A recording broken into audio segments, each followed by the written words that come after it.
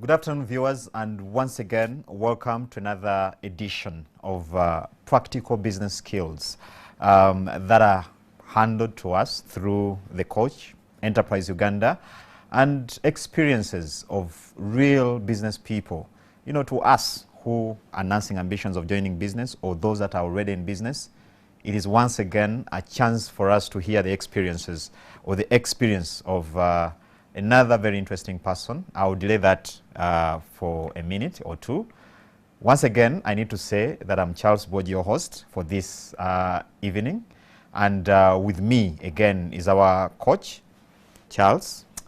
Happy so much to be here again. And good evening, viewers. Good evening, Ugandans. I'm so delighted to be having this Sunday afternoons with you. Very good. Now, our topic this evening is going to be on how to transform, like I'm sure some of you have seen the promo already, a tiny clinical laboratory to a world-class, internationally accredited modern laboratory. So our commitment is to bring you as many experiences as possible, because we know that so many of us are sitting in different, sectors. We have different abilities, from where we can actually anchor our business aspirations or our interest in starting businesses. And one of the areas that, Charles, I think that has come out quite clearly in our previous episode, because this is our 7th episode actually, is you can actually transform that profession, the skills that you got from school, and clothe them, tool them to actually become your business. And that is one of the areas we'll be looking at this afternoon or evening. Now, we have a special guest. I will allow him to introduce himself. You're most welcome, sir. Please greet the viewers and introduce yourself to them. Good evening, our viewers. Stephen Kimbakagwa, the Laboratory Director, Ebenezer Clinical Laboratory. Okay. Very good. Viewers, you've heard it from the horse's mouth himself, Ebenezer Laboratory. He's going to tell us his experience. But before we go into that, Charles, first of all, I would like to pick your mind on why today's topic is very important to a person listening out there. But before we go there, last week we had a very interesting case, a very interesting entrepreneur. And I wanted us to start our discussion by just, going through a brief, a summary of the key learnings from the experiences of that entrepreneur we had last week, for the purposes of those that probably missed that discussion. Yeah. Thank you so much, Charles Bogi, and I'm happy to have Mr. Chimba here today. But viewers, I want to tell you that Enterprise Uganda has been around for the last 20 years. During those 20 years, we have built businesses that run now to the level of 120,000. Yeah. But as we bring you examples of what we have done in the last 20 years, I want to again start by just making quick remarks, then giving a summary of what happened here last week. My quick remarks for today are running like this. After many of you watched what has been going on at NTV every Sunday afternoon, 4 things that I just want to bring out today. 1, there is a lot of capital to start a business out there. The money that we wait from government is nowhere comparable to the money we already have as individuals, as salary earners, as people who own resources in the village, in town. I was given a very important call last week by a very professional person, an auditor working with a reputable firm. He told me, Ochichi, after listening to the story of a young girl who did pharmacy and went on to start a first pharmacy, and by the time she was coming here after 4 years, she had 3 branches of the pharmacy and a medical center. And he said, Ms. Ochichi, that is my key learning. He said, we have enough money as salary earners to start businesses, but we have enough excuses to stop that journey from starting, which was extremely, I found very useful indeed.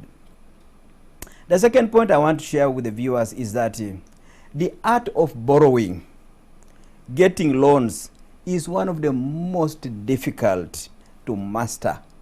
And it's most difficult because when you begin to succeed, every bank loves you. and they stop being cautious on how to learn you with responsibility.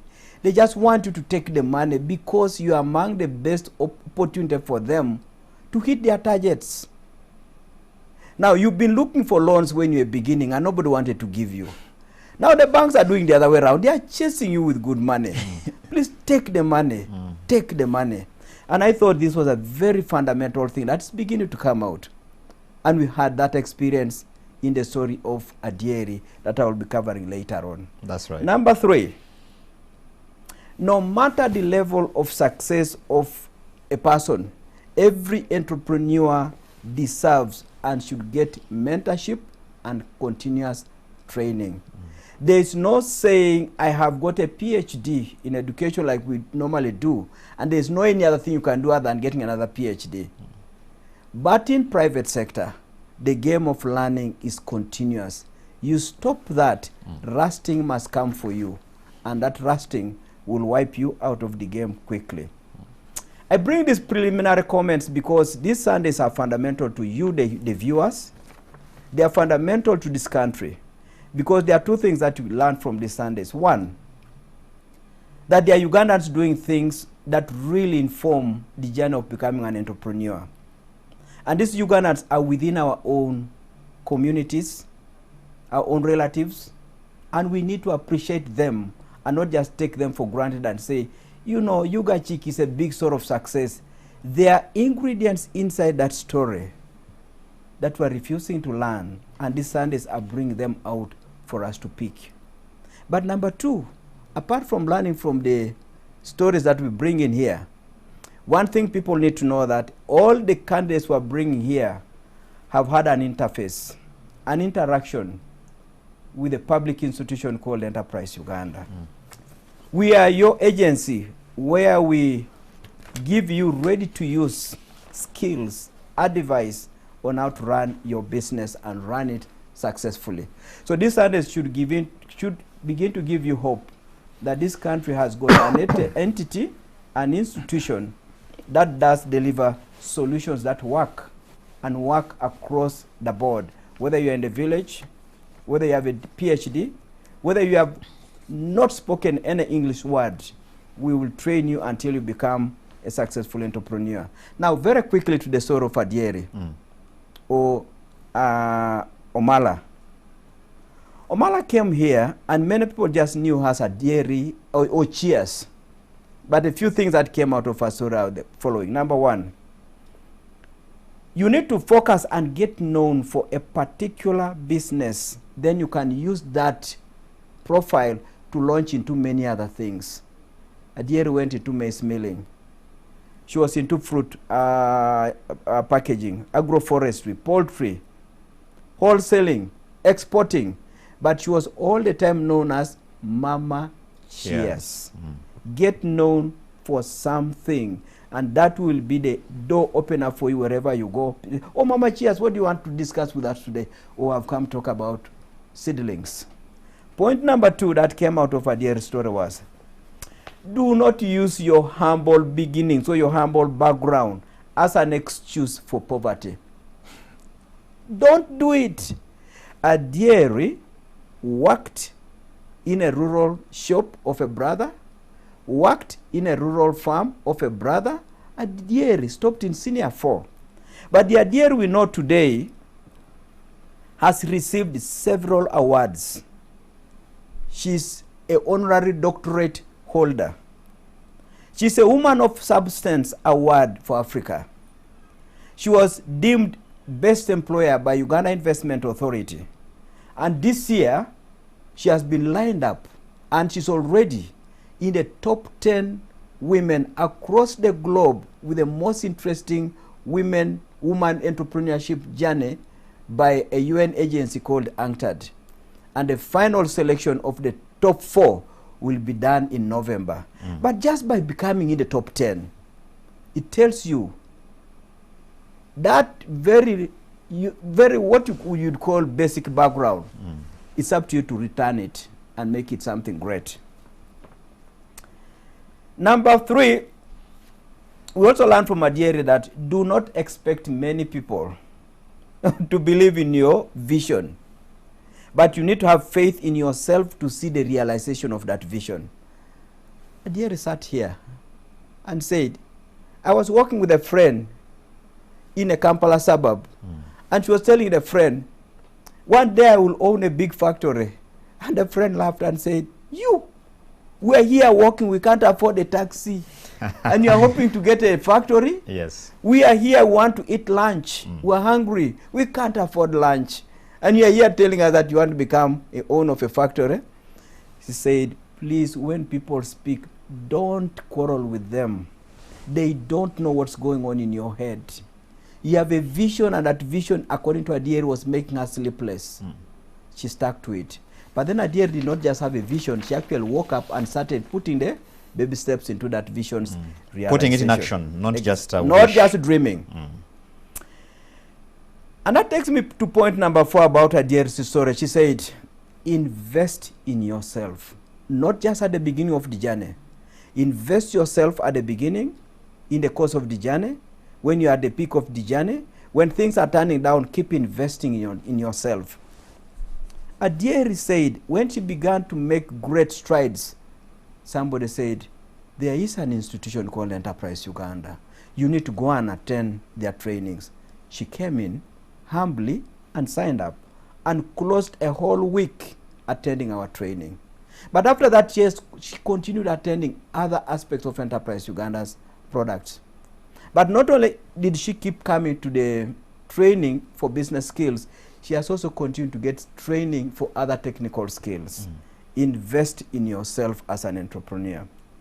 Number 5, as you do all this, Adieri said it's important to have mentors.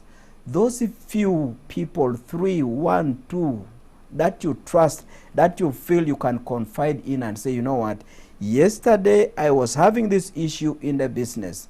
I had this chat with my bank manager. This is now what's going on in my life. I can't share this with everybody else. But with you, I can come to you, confide in you, and get your views. Adieri said she had the executive director of UIA, Maggie, as one of her mentors. She also had the executive director of Enterprise Uganda as one of her mentors. But beyond that, she said she also had to elicit the support of family and the husband. This is key because the journey of an entrepreneur, much as we admire them from outside, they walk with a lot of issues and challenges in those stories of success.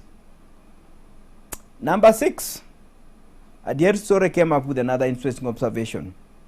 She said, challenges are part of doing business, but keep moving. Why?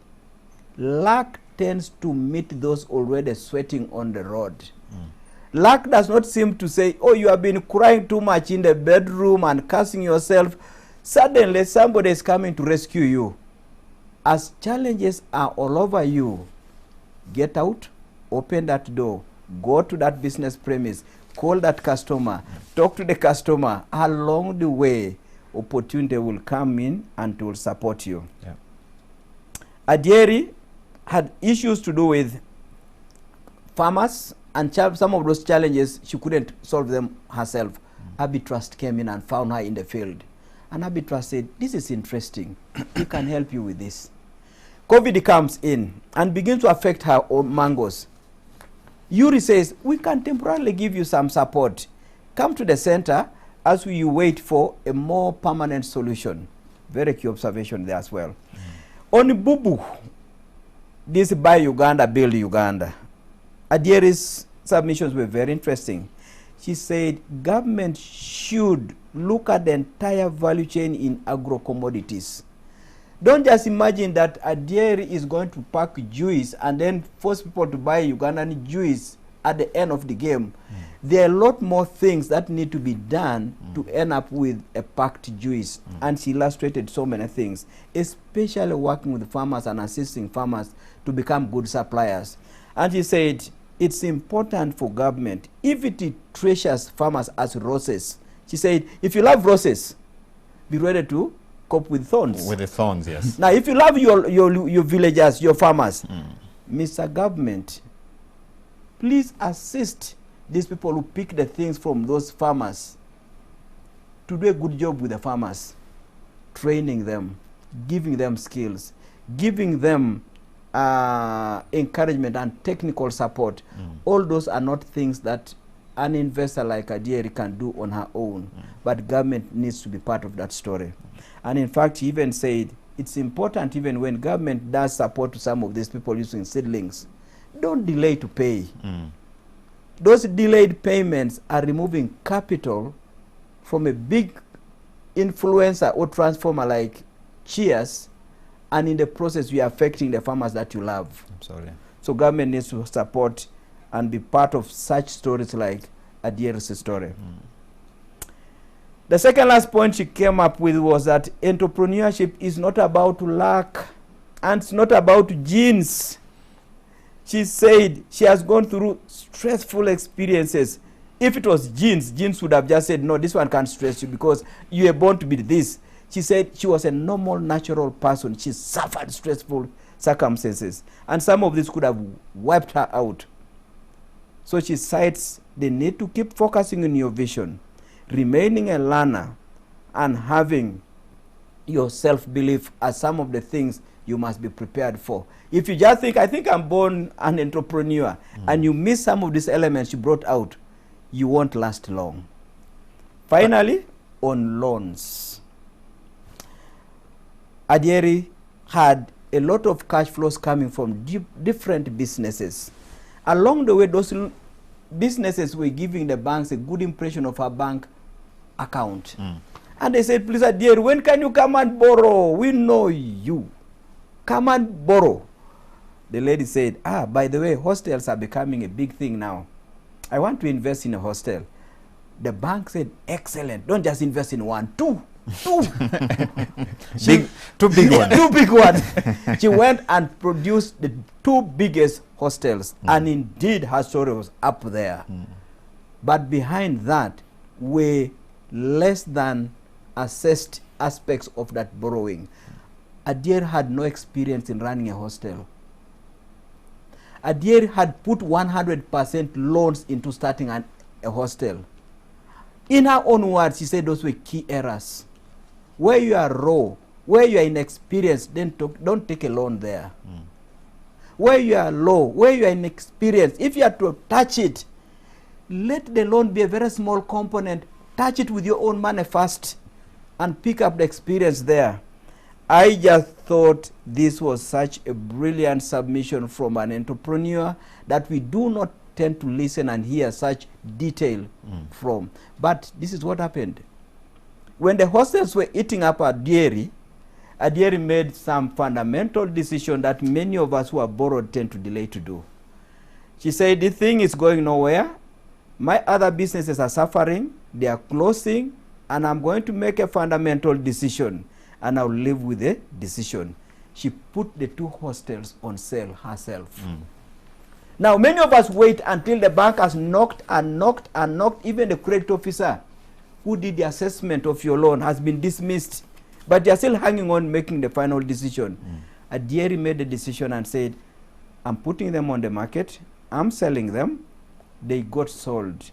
When they got sold, she reached out of the loan of over 7.9 billion, which later the hostels paid off. She remained with a tiny 100 million shillings.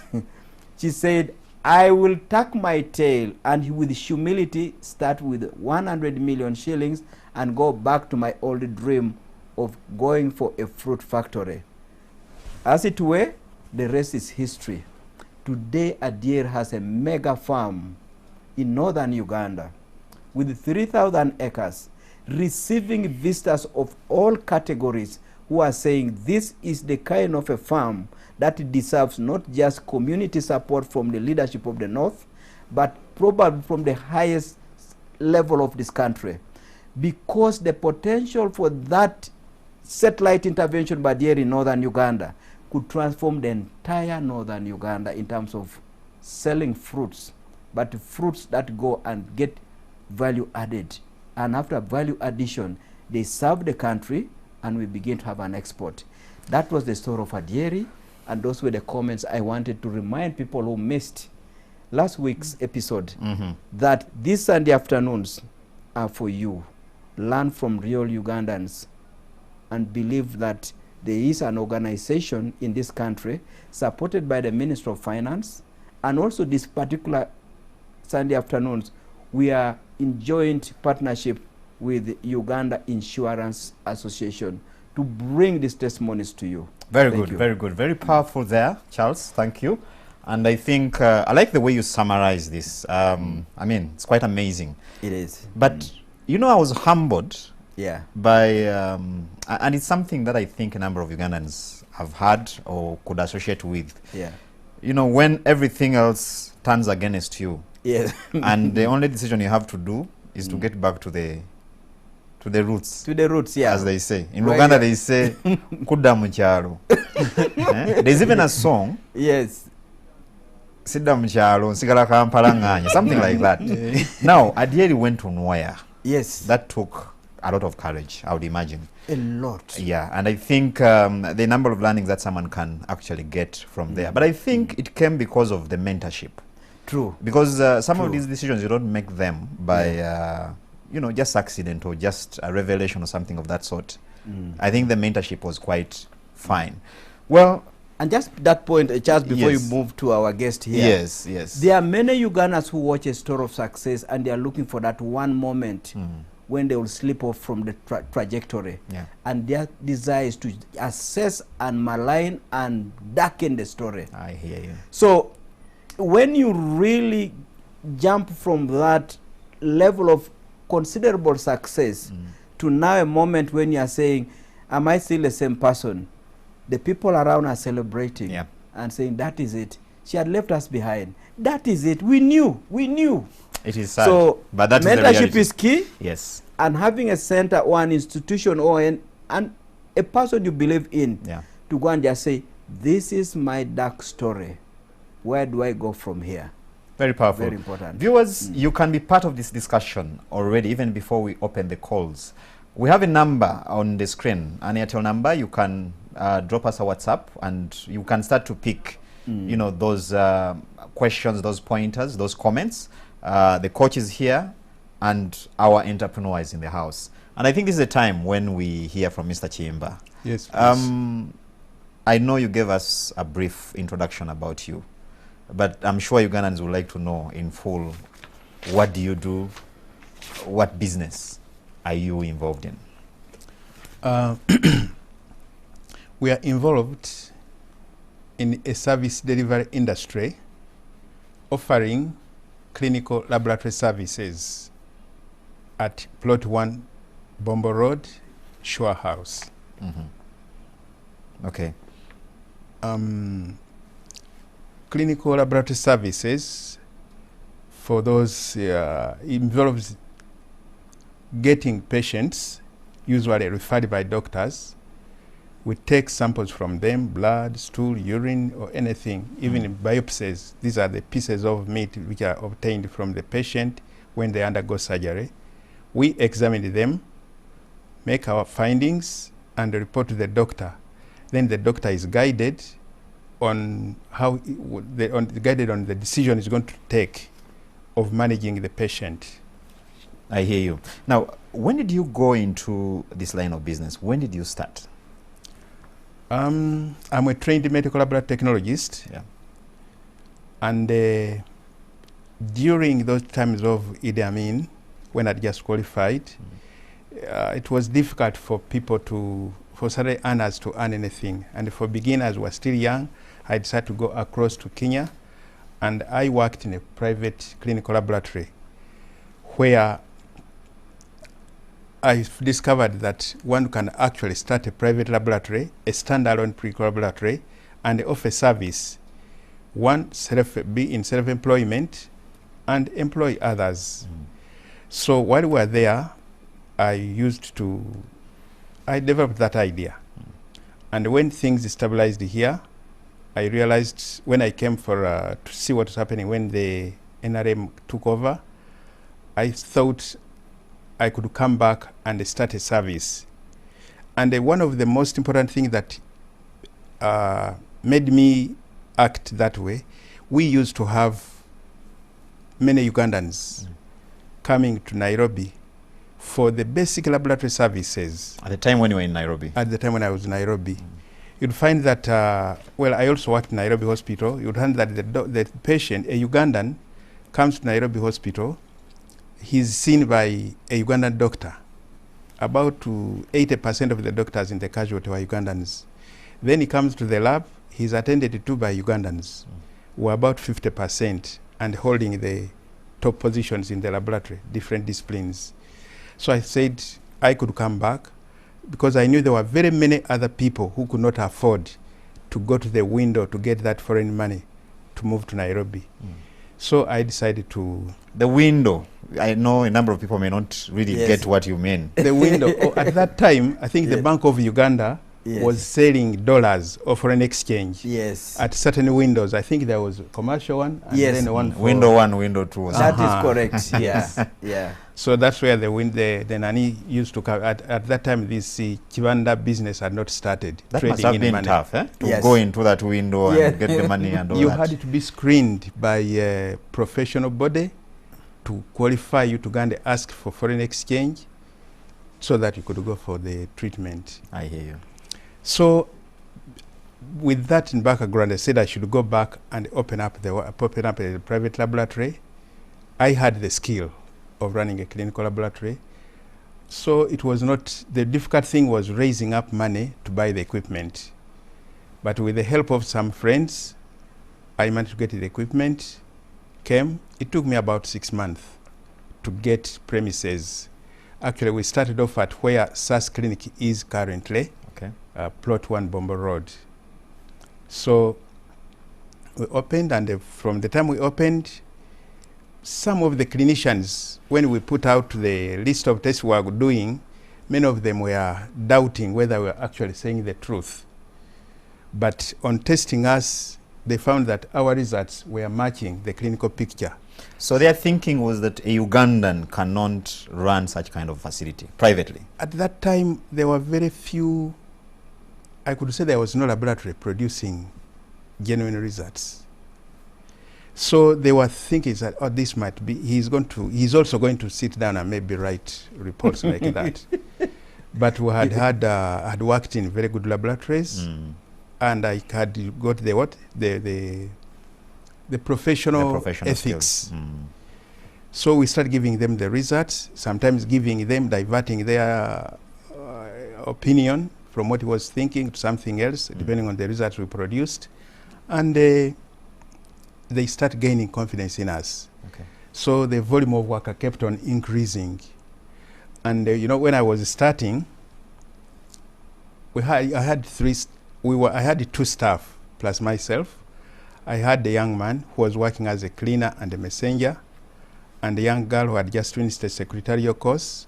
She was working as a typist, a receptionist, and a cashier. And I was doing all the technical, taking off samples, examining them, reporting them, signing the reports after typing.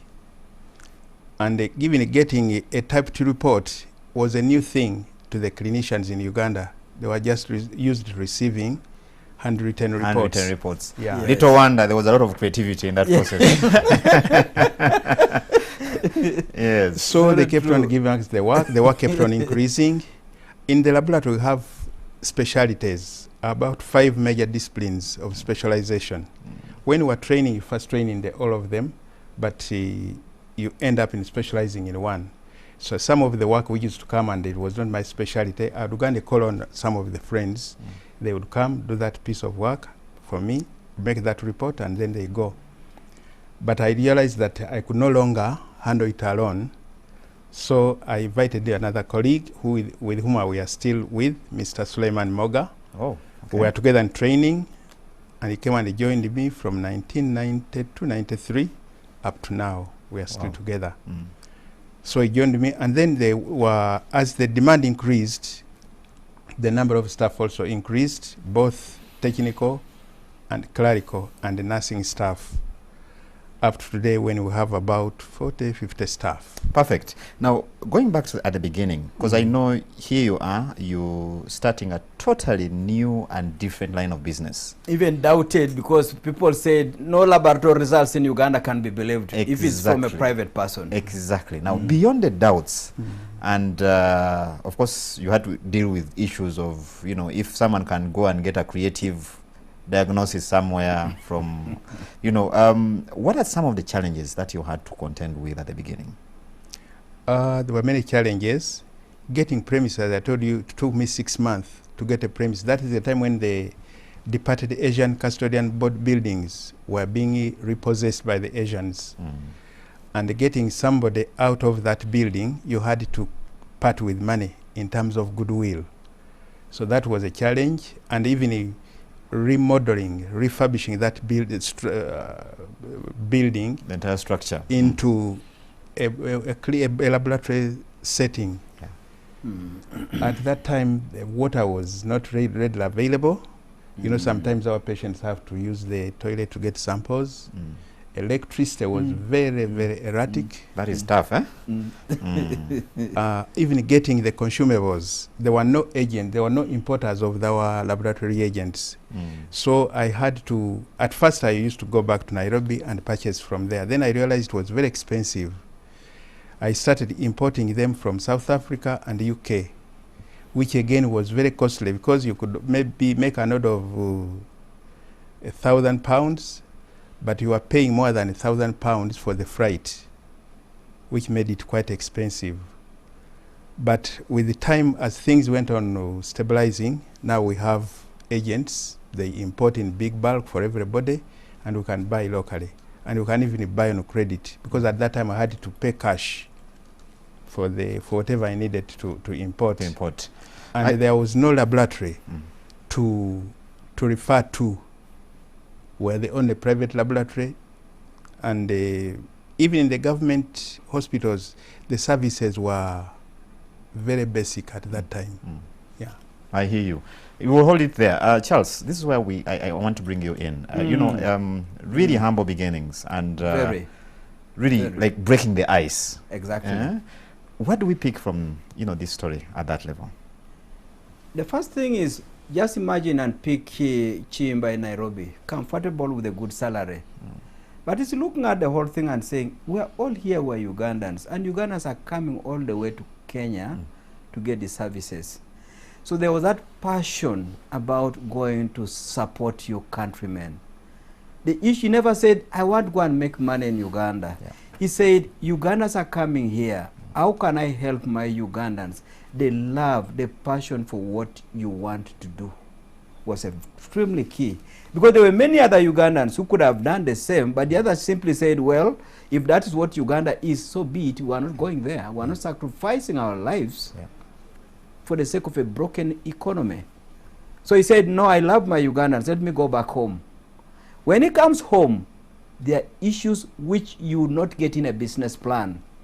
You are looking for premises, but when you get premises, did you put in a business plan a provision for a goodwill?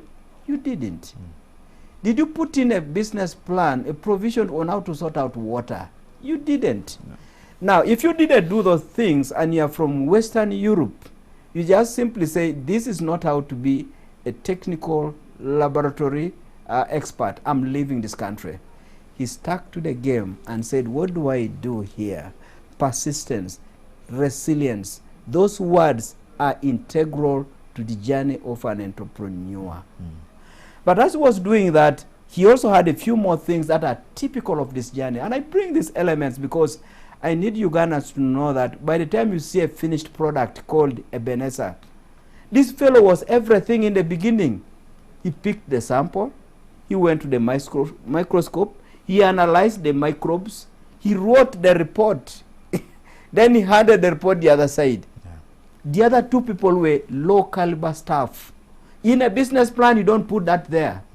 A business plan would read, you know, you need 3 people, one should be this one, and they should have good chairs, they should have all these kind of things.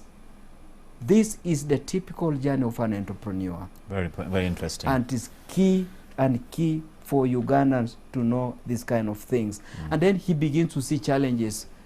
You want to do your testing, the reagents are not available. Is it not the time to fold up and simply say leave? He said, no, what do I do? Until he started saying, why don't I start importing? You go to the importing, the cost of freight for the reagent is higher than the cost of the real reagent that you are picking. And the jobs in Kenya are waiting for you. Why not pack your bags and go back? That's right. It is really to tell the Ugandans that do not ever imagine that when you pick your NSSF money, after you've been a medical doctor at Mulago, you just go and start a clinic and you start flying. You will be shocked. And the earlier you begin to walk these kind of hurdles, when the salary is still coming, the better. I think you know, it's very interesting when you mention that, the NSSF thing. Yeah. You know, I've had many people that I've interviewed, especially those that are nearing retirement. Yeah. Or the evenings, as they call them. Yeah. You know, telling you that I want to retire to, and then they drop a name of a practice. Yeah. I want to retire to farming. Yeah. I'm sure you hear that a lot. Very true indeed. Oh, I want to retire into just run my clinic. Yes. And then you're wondering, do these people know what exactly Exactly. is entailed in this thing? Because you Correct. might find yourself actually working double or triple the Up way to you've been midnight. working. But Yes. as you even do those things, Yes. things you never envisaged Yes. have turned up. Yes, absolutely. Which brings me back to you, Mr. Chimba. You know, scientists tend to be a little more comfortable. I'm sorry, I'll try to generalize.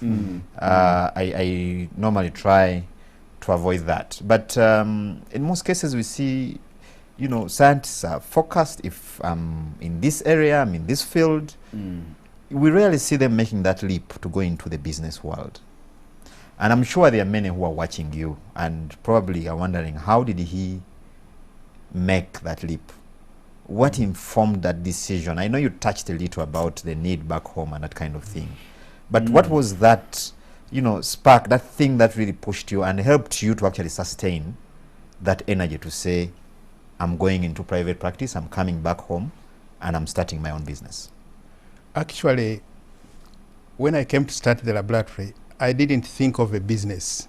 Okay. I was not starting it as a business. I was starting it to earn to offer service, which I know they would be paying me for that. They would be paying for that service, and that collection would keep me going. And my focus was on the service, other than the money I was making.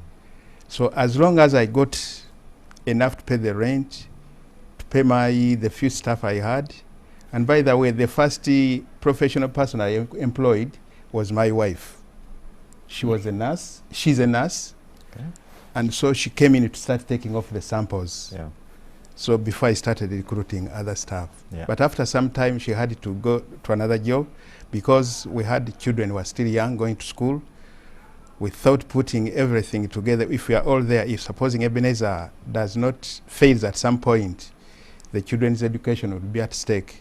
So she joined the JCRC, where she is up to today. I hear you. Yeah. Now, you build this clinic into a world-class, rather, this laboratory into a world-class facility. Tell us about that journey. How did you now, because, I mean, we've seen so many businesses start here. And, of course, it's now a very old line, but it's still true that many of these businesses won't see even their second or first birthday. How did you manage to transition now from this small laboratory to now where you are, a globally recognized laboratory? As I said, when I came in, I was focusing at offering a laboratory service, a quality that I used to offer in Nairobi Hospital. So I was focused on that. The money was secondary. And people kept on praising us for the good work we are doing, both the patients and the clinicians. Yeah. So we grew very fast to the time when I realized, I used to hear that when a business grows up, when it's at its peak, that's when somebody should withdraw and think of something else. Otherwise, you are going to start a declining phase. So I feared that. Then, as I was talking to one of my colleagues, he told me we have attended a presentation by Enterprise Uganda. They have a program called Expand Your Business. I'm sure you are going to benefit from it. They are on such a plot, I think. Is it Lumumba Avenue? Yes. So he directed me. I went in. I was welcomed. I explained actually, I didn't even know what to expect, but just venturing into somebody who can help me. I don't know how he was going to help me because I was not looking for money. So the receptionist, when I explained to her what I am and what I wanted, they directed me to Mr. Chichi's office. I explained to Mr. Chichi what I was going through. He immediately said, you are now suffering from failure to manage success. And I felt he was very on the point. I thought I'd reached the peak. You had arrived? Yes. So he talked to me. I think it took us more than an hour. Then he told me about the expand your business programs, how they are training 3 days like that. I immediately enrolled. So the following one, I attended it. By the time I finished the strategic management, marketing, financial management, and human resource, I realized that I was actually, had hardly started my business. So we started putting in those management skills. And after, again, people continued to appreciate our service. Then again, through one of the training we were having with Enterprise Uganda, they talked about international accreditation. That was, and at that time it was beginning in the manufacturers. But the manufacturers manage, there is a standard called the ISO 19,000. That is for management. Yeah. So we went in for accreditation. I didn't know what we were going in for, but wanted to get a recognition, to challenge ourselves to international standards. That are these people are we genuinely having high quality international level, or we have Uganda, we have given Ugandans what they have never seen and they think it is the highest. So we went in, they managed to identify a consultant for us who was qualified to mentor people into ISO 9000. So we developed the documentation. After developing the documentation, he said, let's organize a launch to tell people that we have decided to go into accreditation. We organized a cocktail. It was at Shua House, at the laboratory. We invited in the doctors from Lago, from Accredited, and we also invited people from Uganda National Bureau of Standards. When he suggested to invite them, I didn't see the use of, they had nothing to do with medical. But when they came in, we presented something. Then after the cocktail, one of the people from UNBS called me and said, Mr. Chimba, you have taken a wrong way. You want to go to Masaka, but you are taking Ginger Road. This standard you are preparing for is for management, not for laboratory. And laboratories get accreditation. These other bodies get certification. So you come to UNBS tomorrow and we show you the right standard. Yeah. I went, disappointed though, because we had invested a lot of time. Yeah. And the consultant was being paid by SIDA, Swedish International Development Agency. So I went, she took me through what we were supposed to do. So she said, you have got to go back and develop the documents, but we are going to assist you. Provided, we are not going to charge you, but provided you can pay our fuel. It was herself and a colleague. So they started, as we were going through the standard, a colleague of hers came in and said, oh, this is a medical laboratory. This is standard they have developed a specific standard for medical laboratory. Then he's taking us back. So I said, but it was not different, much different from the one which for testing laboratories. They might get me a copy. We went through it, said, yes, even this one we shall be able to coach you. So from that, and we were doing work after they had finished their work at 5 o'clock. They would come in about 6 o'clock, and they would stay in the lab up to about 11 in the night, writing, making the write-ups. Because we again had a time limit. The consultant, the CEDA had given us 6 months. By the time we did the launch, we had already taken off 3 months. We had 3 months to go, develop the documents, start implementing it, and get there is what they call the pre-inspection visit. They even identified the right institution which could accredit us, which is SANA's, South African National Accreditation System, while the other one was being managed by NEMCO. So they wrote to them, instead of paying for them to come and do the pre-inspection, UNBS said, no, we are going to do the what? We shall do the pre-inspection. You don't have to pay money for that. I was a bit skeptical. Although I didn't know what I wanted, I said, now, will these people be able to take me through to the, so that when the South Africans come here, they find us fit? Well, I accepted, and the South Africans came in, and at that time there were only Wazungus.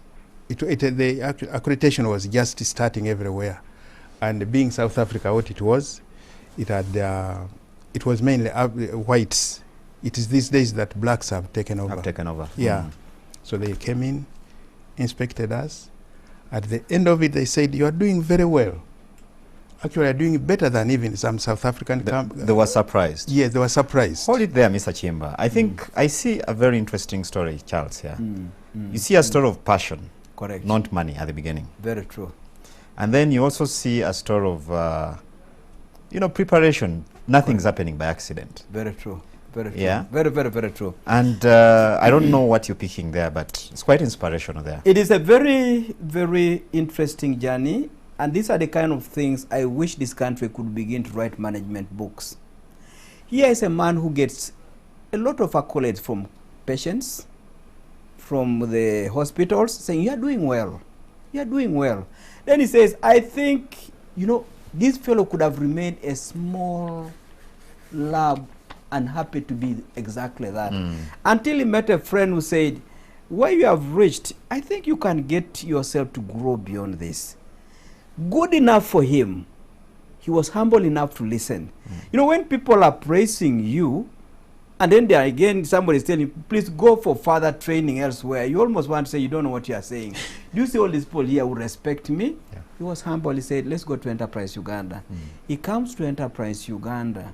He signs up and he discovers a whole new world that opened the floodgate for opportunity to grow.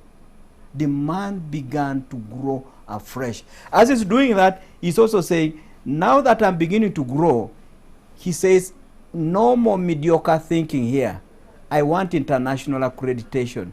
The thing was new. The thing was costly. It was consuming his time and his resources. He said, I want it. Along the way, he meets UNBS. UNBS redirects him. He says, I will stick to it. I want to say this. It's much more difficult to advise and to counsel and to guide or mentor a successful person. A person who thinks that he has arrived. Yes. Yes. He had the elements to accommodate advice, to accommodate guidance by people in UNBS, by people who were doing business advisory services. That's different. But every person listening to this story, you just need to have that kind of humility to say, I should have room to be advised, to be given guidance. I hear you. Mr. Chimba, in terms of, because we now know you at that level, globally, you run a globally recognized laboratory. Just give us an idea of, the kind of recognition you've received globally, or accreditation that you've received, so that viewers get to know where you are today.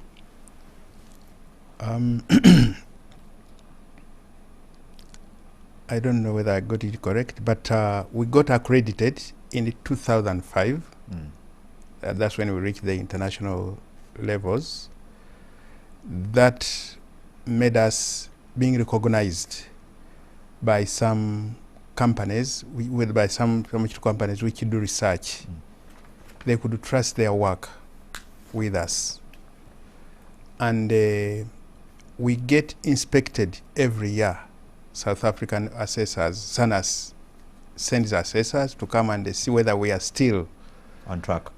On track. Actually, even currently, they are going to do it, but they are going to do it remotely because of the COVID. We are going to present our documents, and then they see whether we are actually maintaining the services.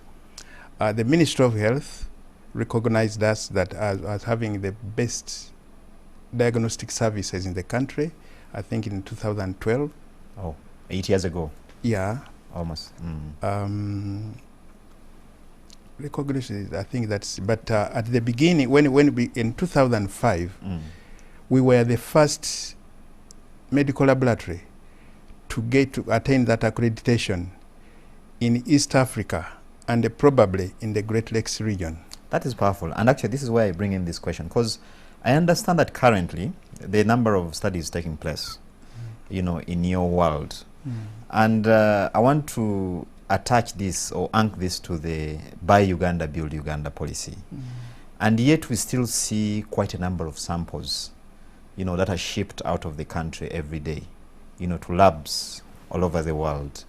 And I want to ask you as an expert and a keen follower of this, if I may call it, sector.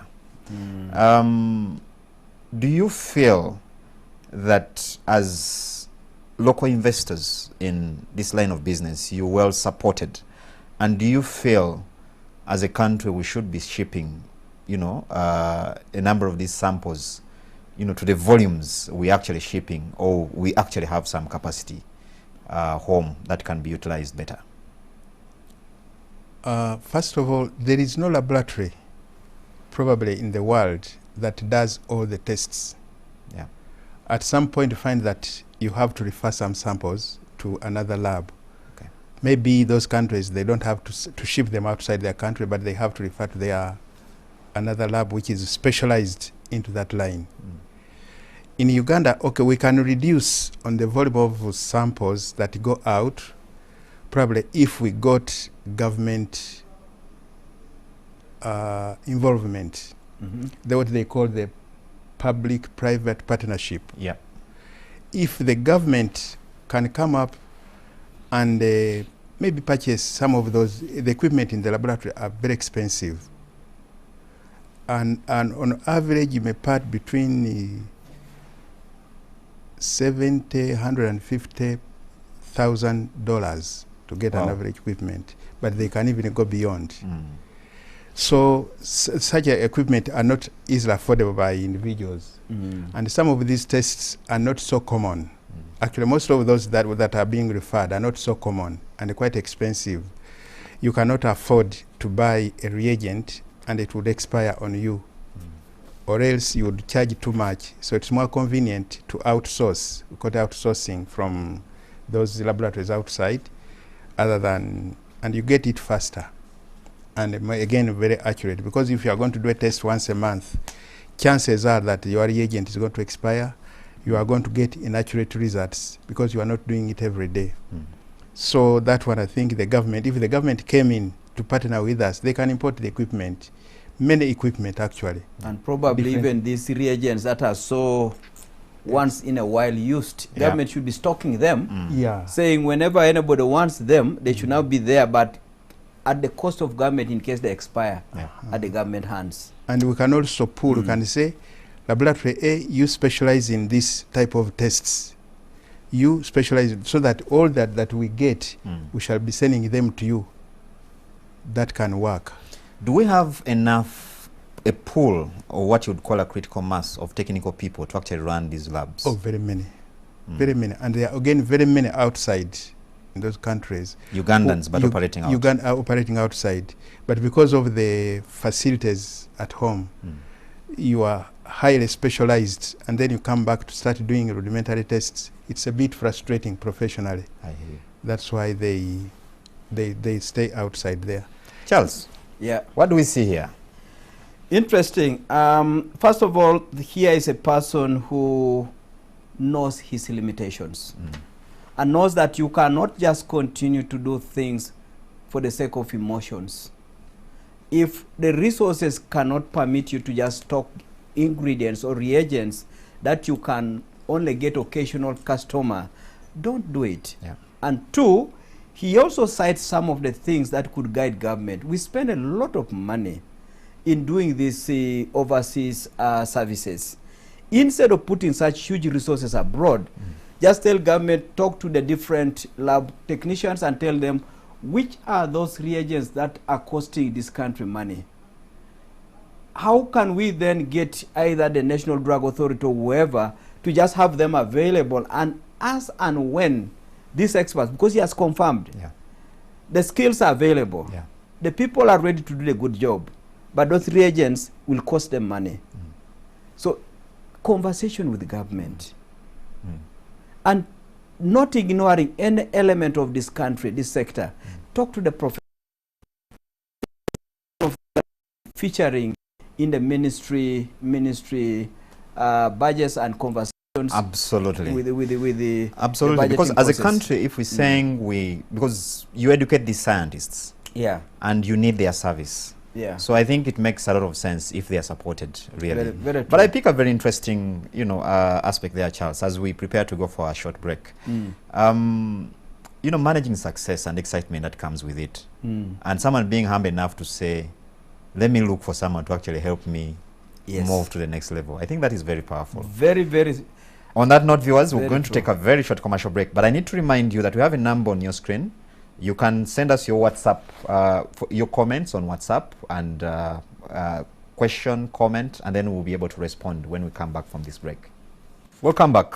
Dear viewers, we're still looking at the story of Mr. Chimba. Chimba is the proprietor of Ebenezer Laboratories, and we're looking at how the story of transforming a tiny laboratory into a globally accredited laboratory. Mr. Chimba's business began as a service, as he has already mentioned, a passion for that matter, and then it is now a business that employs many Ugandans and has had impact, not just within Uganda, but across the region, and not just East Africa, but we're talking about Eastern Africa, and probably globally, because I'm sure there are many partners and people he's working with around the world. So very powerful story, and I think this is the point where, again, I will come back to you, Mr. Chimba. Today, as you do your business, because you live and work in an environment, what are those realities that you're contending with today in the day-to-day operation of your business, and how are you managing to keep afloat? You've already told us how you manage that leap of managing the excitement. Charles here normally says that it's always a challenge for a business to move from small to medium. Very true. Because at the peak of small, someone feels you've hit it. They've done it. Now transitioning or transiting into medium is always a challenge. Now you're here. How are you managing? The challenges associated with that space, and how you are coping with those challenges. Some of the challenges is the restocking reagents, and buying equipment is a very big challenge, because good equipment is expensive. And sometimes they have what they call reagent rental, where they install the equipment in your lab, and then they charge you very highly for the consumables, which again makes it very difficult for the patients. You're out to you'll charge too much to be able to meet to make a markup. And the another thing is staffing. Because when we recruit new staff, we train them. Actually, almost take more than a month retraining them. whenever there is a job and somebody from Ebenezer applies, they always go, they always get the job. So we have to keep on training. The good thing is that now, at first it used to annoy me, but I came to accept it because I cannot stop training and I cannot stop them from leaving. Yeah. So I've come to accept it. What we say, that when you go out, become our ambassador. And they have faithfully lived to that, all those that we have trained, to show that they actually appreciate the training they receive from us. I get you. And they keep on referring. Me, wherever I go, I will always refer my people here because I know you are doing a genuine work. Okay. Interesting. Yeah. What are some of the turning points that you can remember that have defined, you know, Ebenezer Laboratory and you as a proprietor of this great service? The day when I got in contact with the Enterprise Uganda, it was a big turning point for me because I thought I'd come to the end of the road. The day we obtained the accreditation, it was another very big turning point. I think those are the major ones. Those are the major ones. Charles, before we go to the questions, because I have quite a number of WhatsApp questions here that have come through. Yeah. Quick ones on the realities and how Mr. Chimba here is handling. Yeah. When a great brand begins to generate success, Yeah. what it does, it attracts a lot of good talent. Yeah. That good talent will not necessarily be fully engaged all the time within what you are doing in that great brand. And what happens with that? They tend to become the targets for headhunting by other people within the industry. Yeah. Now, if you are the brand generator, the brand builder, if you do not redefine what success is to you, the departure of such well-trained people could hurt you and stop you from doing the right thing, which is continue building more and multiply as many people to change this country. Listening to Chimba, he comes up with something that now I want the listeners to know about. What then is success when you are great and you are successful already? Success, if I may put one of the best definitions I've ever read when I was doing my research, it said, success is when you have been able to transform other people's lives and assisted individuals to realize their own dreams. But as you do those two, you're also having some fun. Yeah.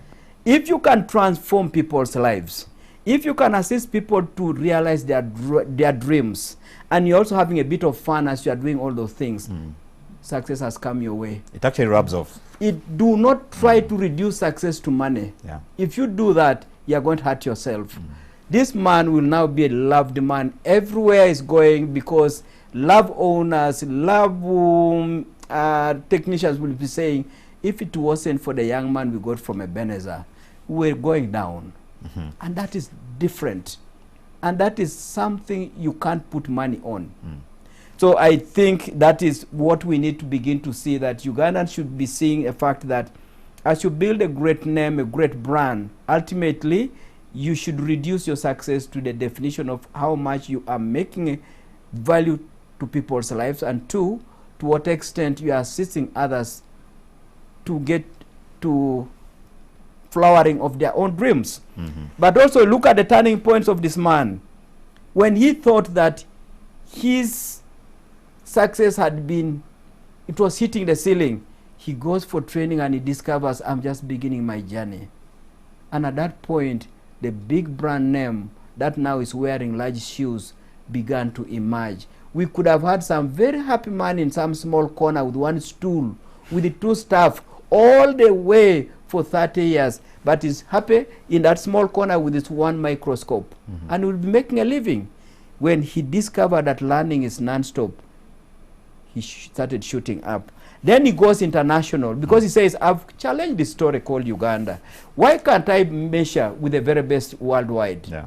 And at that point, you now know this person really wants to empty himself before his God says, come home. Beautiful turning points and beautiful choices. Very beautiful indeed. Yeah. Now, I think this is the point when I go to the questions of the viewers, because I have a number of them that I've sent through questions. I have one, Daniel Okula is a student of Master of Science Biochemistry in India. and is wondering how, because he's saying that you realize Uganda today there are sectors producing clinicians year in, year out, and in every district almost. What advice do you have for this young clinician majorly to use their skills in running a laboratory business? What kind of counsel would you give them? First of all, if you are coming into a service providing industry, focus on the quality of the service that you are going to render other than money. Many people tend to think when you are starting a business, you want to make big profits. But in a service industry, profits will not come unless people are interested in the service you are selling to them. So you should focus on the quality of service you offer, and to be able to maintain that quality, you have to be interested in what you are doing and get involved yourself. Don't just sit in the office and delegate. I think there the success will come. I hear you. Now I have Taban. Taban is from Juba, South Sudan, and is wondering, he would like to ask you for skills transfer. Does Ebenezer give opportunities for students to do internship? Yes, we do, but somebody has got to book in advance. The demand is too high, and when we don't have enough space, we only take on 1 or 2. But those who have booked at least maybe a semester earlier. Okay. Charles, I know there are some questions that have come your way. Yeah. Please, you can run through them. Yeah, the student who was saying that clinicians are becoming many. Yeah. What do we do with these young people who are coming in with all these skills and they are looking for opportunity to deliver value to the country?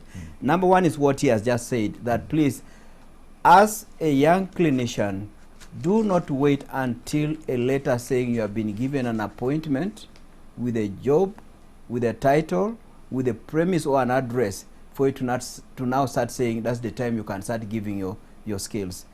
Volunteer. Tell somebody with a clinic that, please, I am available. Can I be coming whenever you have issues on who can run a lab at particular times? And when you go there, do not go there with a mindset of saying, I'm just a volunteer. Go there to do outstanding job. People will start saying, by the way, this young man whom we brought in here without even an appointing letter, he has the right attitude. He does the job the way we want. Why don't we give him a job? Knock the next door and tell people that you are available and you want to offer a good service to the country. But number two, we have successful clinics already available here. One of them is Ebenezer. Why would government not do exactly what we are talking about here, where we are saying, let us bring in reagents that will begin to make a clinic like Ebenezer to start to offer things that we have been sending the samples outside. Absolutely. I thought about that. I would want to see a situation where we begin to see this country saying, what is it we can do to maximize job opportunities with existing laboratories? It's very, very key. I hear you. Yeah. Yeah, and then I can get for him some water. I think we Excuse me? when we look at a number of questions here, I have someone from of course Mbarara, who was wondering where the contacts of Enterprise Uganda are. Yes. And now they can get, because I have a number of them also asking, how can they get on the Enterprise Uganda program? It is something that we have received with a lot of humility and a lot of happiness that Ugandans want to know where Enterprise Uganda is and what we do. Every challenge that you've been hearing in these Sunday afternoons, Enterprise Uganda has got a package for ensuring that we assist entrepreneurs to overcome some of those challenges.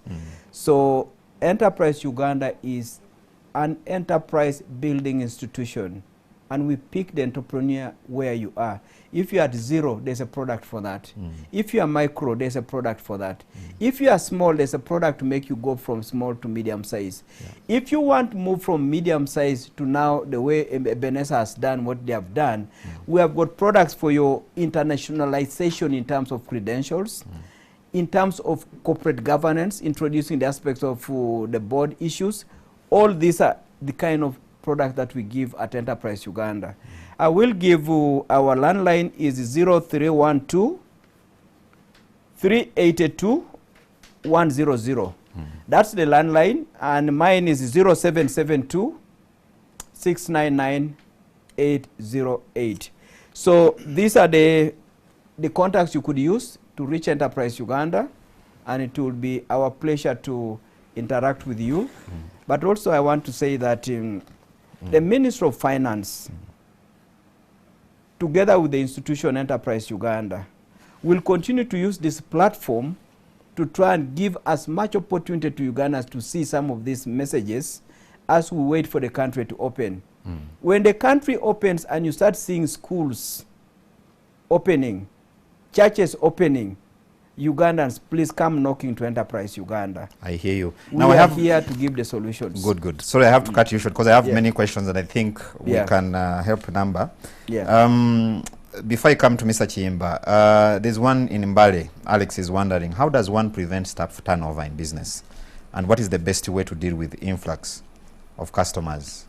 You know, but then as you answer that, Charles, I have a gentleman from Kigali here who is wondering. He's asking a question that I think I've seen it being asked a number of times. How did you mobilize the funds to start this business? And do you see government support coming your way in that particular regard? Yes. If I may start with you, Charles, as Mr. Chiimba comes in later.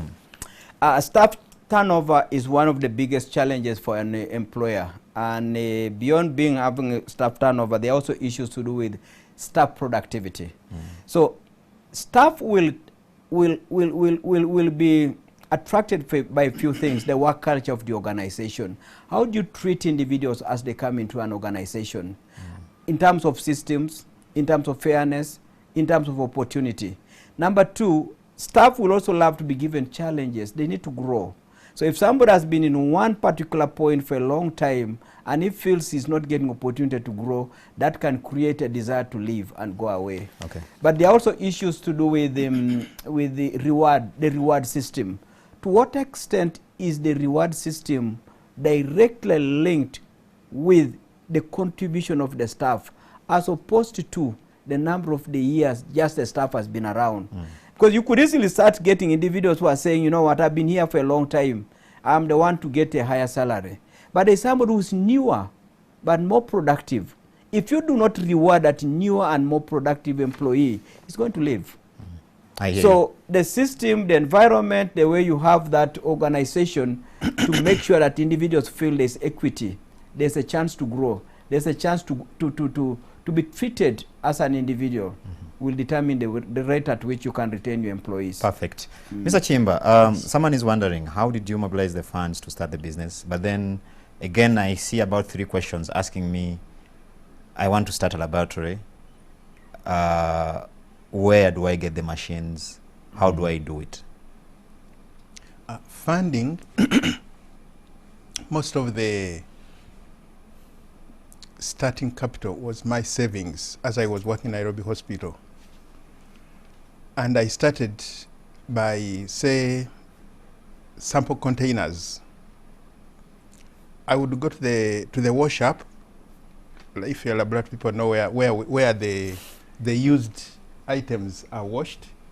At that time, we were doing recycling a lot. So I would go to there and get those bottles which were going to be thrown away.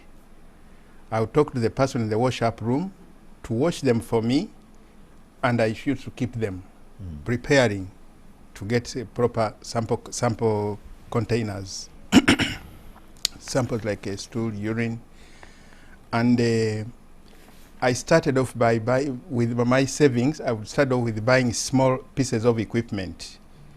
those which could not, and even some of the reagents that did not expire, things like a staining powder. So when time came for me to, when I actually thought I'd gathered enough momentum to come and open up the lab, that's when I got a loan from a friend who bought me the equipment. At that time, we started with the basic equipment. It was a photometer. And actually, CBC, I'm talking to a professional now, CBC were doing it manually. We just got the auto analyzer later on after we had been in practice. And as I said, with honest, with the people get to know, the suppliers get to know you and they trust you, they can give you the equipment and you pay as you work. So that's how I managed. But till now, actually now they have trust in us, they can give us equipment and we pay slowly as we continue working. Thank you. Charles, someone here is asking, he's a teacher, and he's saying, how can he, you know, let me see, how can teachers make the best out of their profession? Because remember, we are talking about what the skills that people have, the professional skills, and how they can, you know, transform them or anchor their business aspirations on those skills. Very good. We have always said that it is easier for a professional if he does get a business mindset to transform his professional skills into a business. Today, teachers must recognize the fact that parents are having sleepless nights to get students to get the right grades. If you are a super chemistry teacher, please, after you've done your best in the school, and in the evenings you've got 1 or 2 hours, get away. That parent will either bring the child for extra support, or you get where the parent is with a few students and start giving those skills. In other words, do not wait until you have got enough resources to start a school, to start running a school business. You start it where you are. Those who do not know the story of Muyingo, they don't know that Muyingo started his first teaching in his sitting room. And for another 3 years, he had no center called Seta High School. He now hired a neighboring building that was free and was in a swamp. And people could not pay good rent for it. The owner said, Mwalimu, use my place for coaching your students.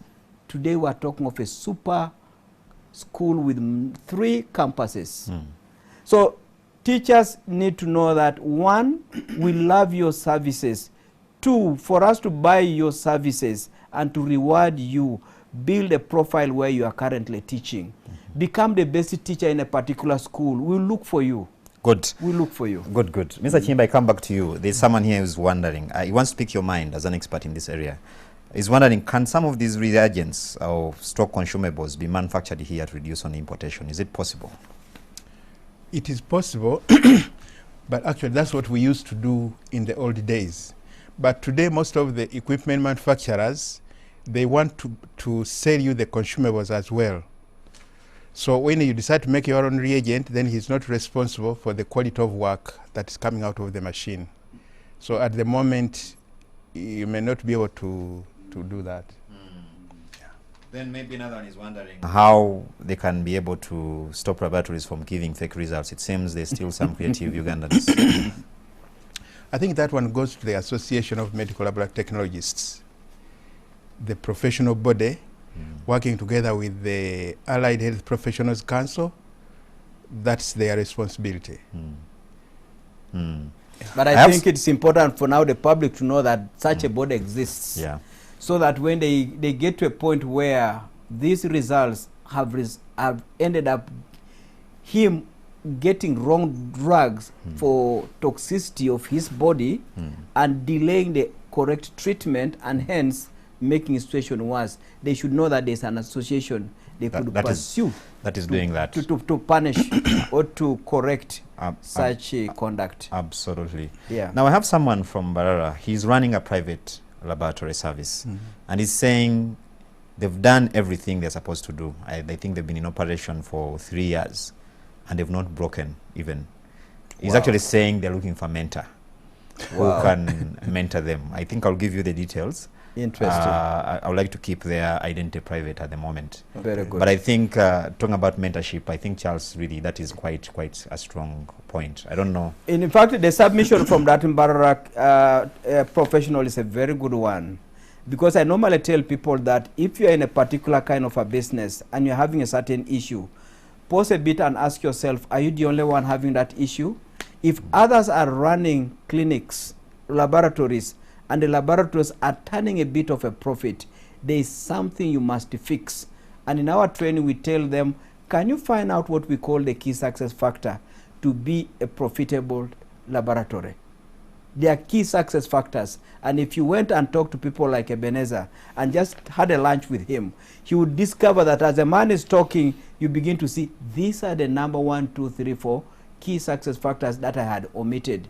But for us as Enterprise Uganda, we take you through the philosophy and the concept on how to establish the key success factors for your type of a business. Okay. Once we have taken you through that, you now can go and talk with Ebenezer, and you'll pick out everything without any big deal. Very perfect. I have someone who's also running a laboratory. It looks like the number of scientists watching. Yes, we have been having issues. Which is and very, they are very watching. interesting. His lab is called BioCore. He's a young man called Kenneth Igunga.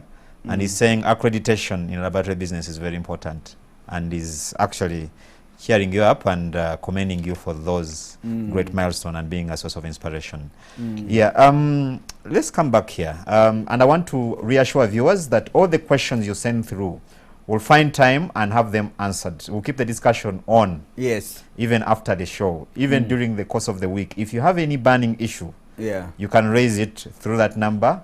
You'll get that response come through. Mr. Chimba, many a time, and I'm sure you could be, you know, having people who just look at you today, they are looking at what you have and where you've reached, and they're saying this man is lucky. Would you define your journey as just grounded on luck?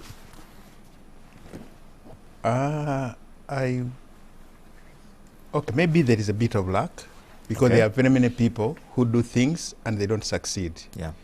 So I was lucky that the effort I put in, I've reaped out of it. But it involves a lot of dedication in what you are doing. First of all, you should know, you should have the skill. Actually, all professionals should have the skill of and ethics of what your profession demands. And then you put in the effort, get involved yourself. Don't delegate everything. Even what you have delegated, make sure that you follow it up to make sure that it's done to the level that you feel you are satisfied, that if you are the customer, if you are at the receiving end, you would go away a satisfied person. So I think there, if you put in all that effort, luck will come. I hear you. Charles, it's a combination of luck and preparation and effort and hard work.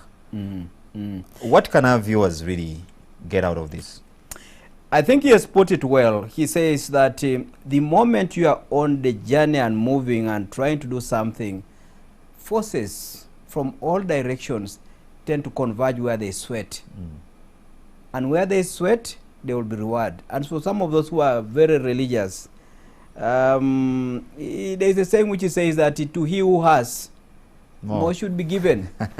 And to he who doesn't have anything and is just simply seated at home and saying, maybe I'm not a lucky person, even the little you have, will go. It should be removed. Yes. But he has put it so well. He said, hard work, dedication, taking 100% responsibility, even for the delegated jobs. You delegated, but you're in charge.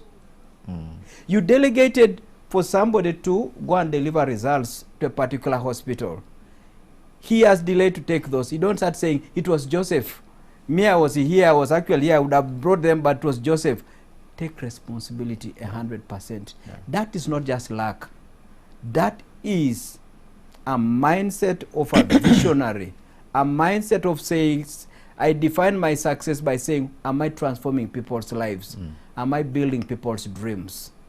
So luck finds you on that journey and rides on a great mindset. I hear you.